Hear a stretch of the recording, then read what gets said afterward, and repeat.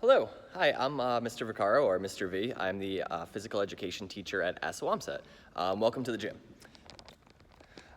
This year we will be outside as much as possible, so we won't be in here all the time, but occasionally because of weather we will be in the gym, and we'll take as many mass breaks outside as possible.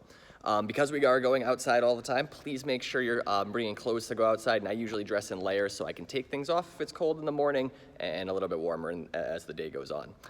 This week we began our kicking and soccer unit in all grades, and that's something that when you have your remote weeks, I'll be leaving an assignment that hopefully you can participate in a similar kicking and soccer lesson at home.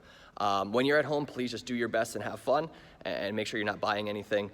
We just want to make sure that we're moving our body each week. In person, we'll make sure there's no hands for our kicking and soccer unit. Anytime we do touch equipment in class, we'll make sure we sanitize in between. Great job to start the year, everyone, and I can't wait to continue the year.